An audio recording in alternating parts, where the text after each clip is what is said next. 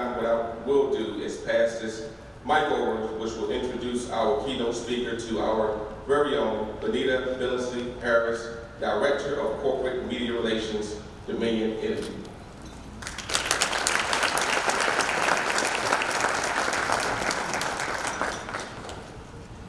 Thank you so much, Brother Mike. Isn't he doing a wonderful job? Let's give a round of applause for our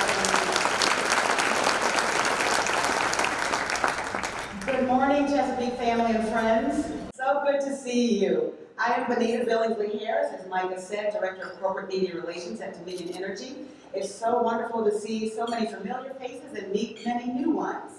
At Dominion Energy, we are very proud to once again be a sponsor of this event. And on behalf of our local director, Tanya Bird, our manager, Troy Lindsay, and all of our Dominion Energy Work family, we just want to say thank you, New Chesapeake Men for Progress, for all you do for our students, and congratulations to our scholars. Would all of our Dominion Energy colleagues and family and guests please stand? Come on, we'll let her see y'all. We're proud of you.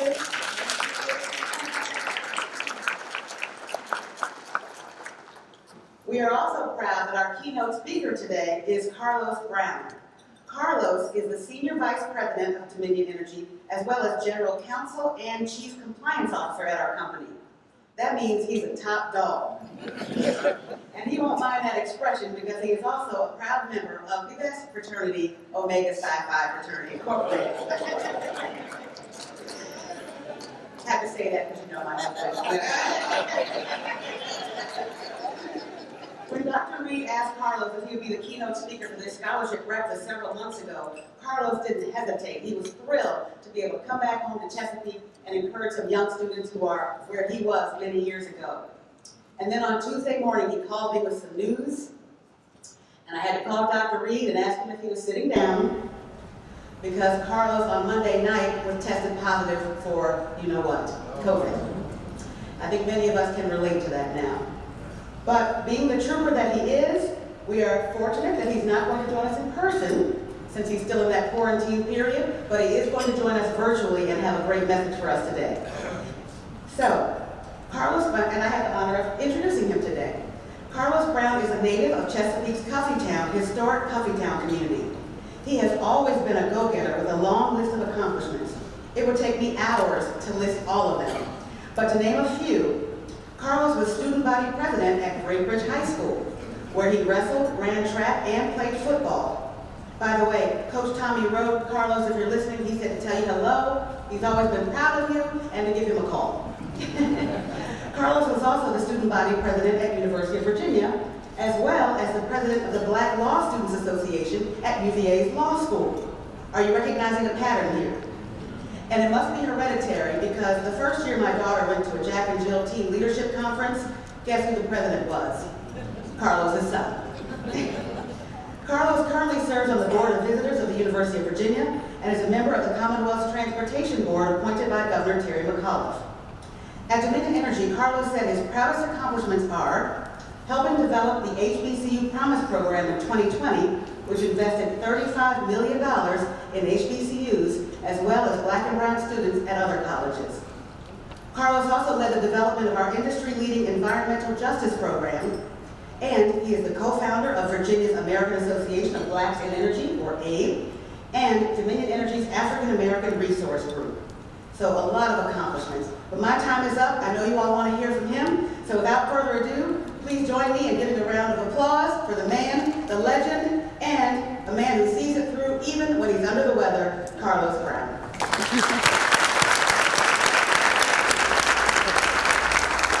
Good morning.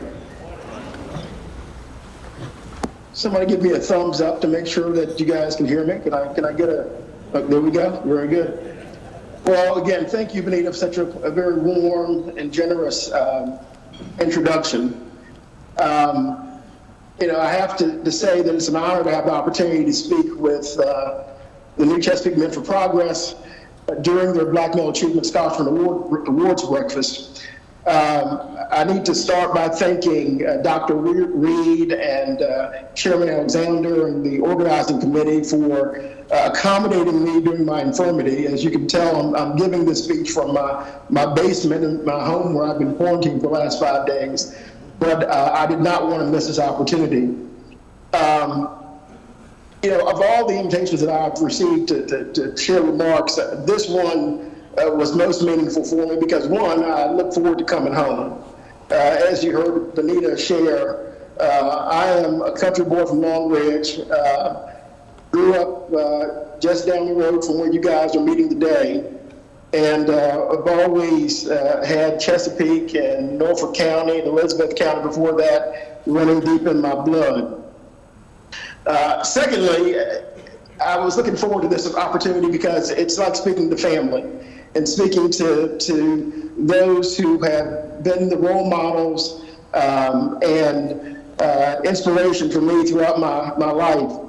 W.P. Clark, Dr. Hugo Owens, William E. Ward, Mark Cromwell, Lionel Sproul, Dr. Hicks, Bill Johnson, saw Vince Carpenter in the video feed. Those were the individuals and men that were my mentors, some who I knew well, some who I knew from afar, but who gave me the opportunity to see myself in places that I could not even imagine. I was fortunate enough to receive the W.P. Clark Scholarship as a senior in high school. And with that money, I purchased my first computer back in 1992 when I attended the University of Virginia.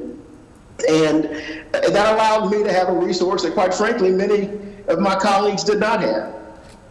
And I can't remember if that scholarship was $1,000, $1,500, or $2,000, but whatever it was an investment in me that has yielded dividends. And so I was talking to Benita yesterday, and I said, I think it's time for me to try to repay some of that investment. I can't repay it, but I can at least put something on it, as he said. And so I'd like to also contribute $5,000 to the Chesapeake Men for Progress Foundation as a portion of my long-standing obligation to repay the debt and investment that was made in me.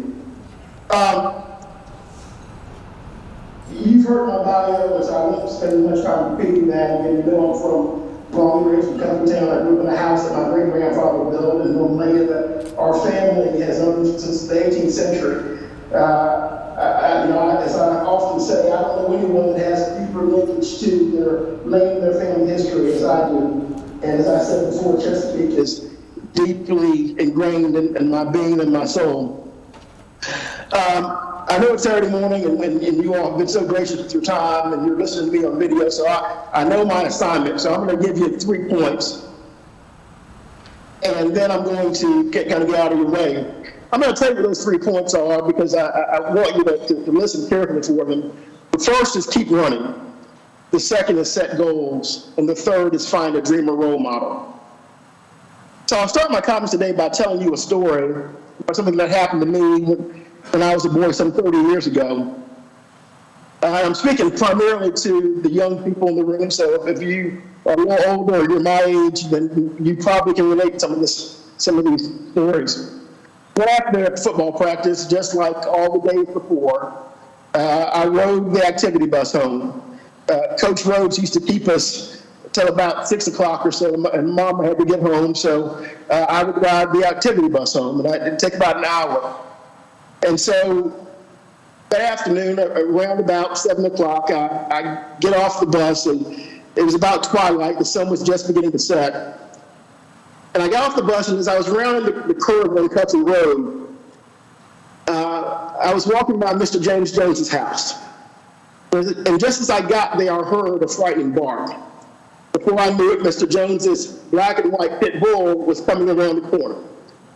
I didn't think long. I started running because that's all I could do. That's all I knew how to do.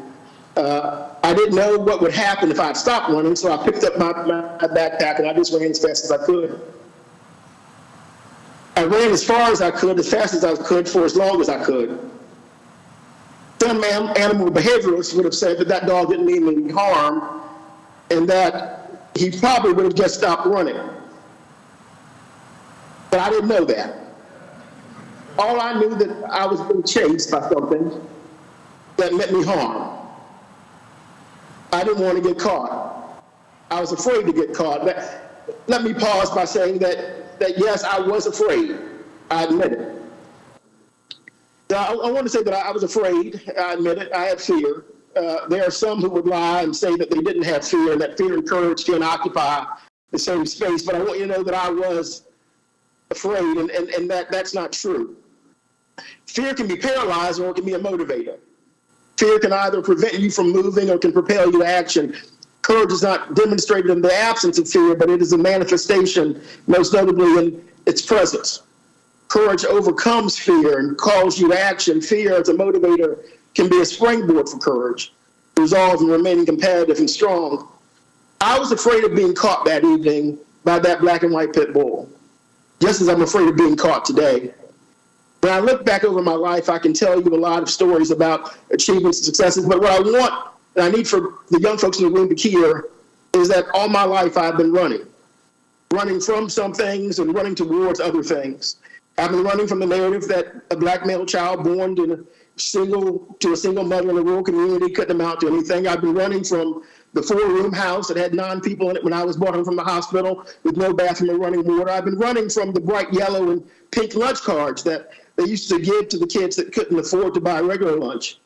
I've been running from having to play football in the wet grass with last season's tennis shoes because I couldn't afford cleats. I've been running from the teacher that would accuse me of cheating because I got the highest grade in class when it wasn't expected from a black student. I've been running from the professor that tried to tell me that I couldn't write when I was in law school when I was one of the most decorated law school students.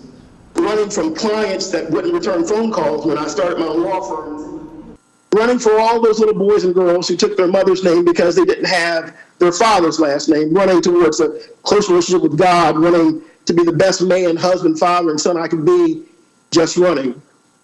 I could tell you a lot of stories this morning about my life, but at the end of the day, the story that I want to leave you with is that I simply just want you to know that I've been running and I keep running towards the mark of the highest high calling, which is Christ Jesus, running so hard and so fast and so far that when you finish the race, the living and the unborn would know that you ran your race well.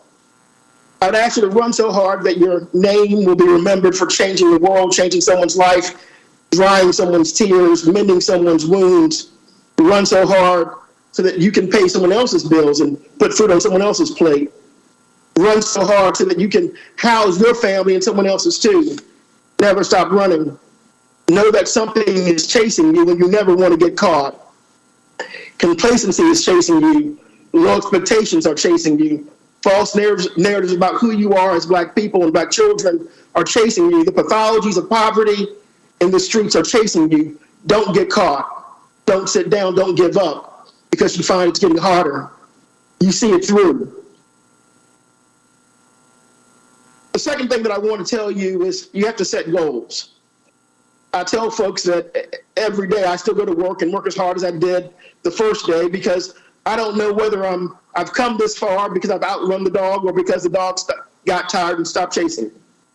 And you know what I don't want to find out? You should neither. My goal was that I didn't want to be caught by that dog. My goal was that I wanted to be the lawyer from the time that I was 10 years old. I did not even meet a real lawyer until I was already in college. Becoming an attorney seemed like an impossibility, but no matter how distant and fleeting my aspiration was, I was able to dream. I had a goal, and just like that, I wasn't going to let that dog catch me. I wasn't going to give up my dream. Because I knew that my goal of being an attorney was going to allow me to have an impact on other people's lives. So I charge you today that you've achieved much already. You're already better off than 80% of the world simply because you live in America and you've got an education and you're receiving and excelling in your education. You possess much promise and potential in your life, but you must keep running and set scary and ambitious goals, knowing that if you shoot for the stars, you may miss, but you may land on the moon. You must resist complacency and resolve that you will find a way to impact people's lives for the better. It's okay to do well in life, but if in your well-doing you have not also done good, then your doing well would not have been well done. Dr. Benjamin Mays, who is one of my distant mentors and Dr. King's mentor, framed it this way. He said, it must be borne in mind that the tragedy of life doesn't lie in not reaching your goal. The tragedy lies in having no goal to reach. It isn't a calamity to die with dreams unfulfilled, but it is a calamity not to dream. It's not a disaster to be unable to capture your ideal. but it is a disaster to have no ideal to capture. It is not a disgrace not to reach the stars, but it is a disgrace to have no stars to reach for. Not failure, but low aim is the sin. He further reminded us that we only have 60 seconds. He said, I have only just a minute, only 60 seconds in it, forced upon me, can't refuse it. Didn't ask it, didn't choose it. But it's up to me to use it. I must suffer if I abuse it, give account if I lose it. Just a tiny little minute, but eternity is in it. To the young people in the room and for those that are more mature, we have to keep running. We have to set goals, and we have to know that we're given just a minute, but eternity is in it. And in that time, we can make a difference in people's lives. Finally, I'll leave you with my third point, and I'll get out of your way, is that you have to find a dreamer role model. You see, dreamers can see through the clouds of today to see the promise and opportunity of tomorrow, and even tomorrow's tomorrow. Find someone, find several people to pattern your life after. Every great person will tell you that there was someone in their life that inspired them, that made them believe that they could be more and be more than they could have ever imagined. For me, it were the distant role models of history, Martin Luther King and Thurgood Marshall and Doug Wilder and Reginald Lewis, but even more present were the William E. Wards and Hugo Owenses and Bernard Goodmans, and yes, of course, my mother and my grandmother and all the matriarchs of Long Ridge. All these folks believed in the mantra that some people see things as they are and ask why. These dreamer role models saw the world as it could be and asked why not. Regardless of racism, regardless of economic challenge, regardless of socioeconomic disadvantage, they saw a world that could be and asked why not, and then put their shoulder to the plow to try to change it. What I'm saying is that they inspired me to see beyond my present circumstance and condition and to see myself in a place that I nor anyone like me had ever been. I never knew what a general counsel was. I never knew what a senior vice president was. But look at me today. Find yourself a dreamer role model and let them inspire you to dream and invent a future that never was. I congratulate the award recipients and the scholarship recipients today. We celebrate your promise, but we charge you to keep running, to set goals and to dream. In the words of the old Negro spiritual, don't let nobody turn you around. You still have miles yet to go. When I was 18 years old, I sat where you sat. All I had was my dreams, faith in God, the love and support of my family, role models, and the men of Long Ridge and those of Chesapeake Men for Progress and others poured into me and invested in me and made a commitment that they would continue to stay with me and guide me. And many of those in the room today are still folks that I call upon to provide guidance and support. Those characteristics were the things that were the rocks that I stood on over the last 30 years of my career. And as I look at you today, I know that you're standing on those same rocks. And I can't wait to see where you go from here. Thank you so much. Thank you, Chesapeake Men for Progress, for accommodating me. Thank you to the recipients of the awards and scholarships for your hard work and diligence. I can't wait to see your promise. Thank you.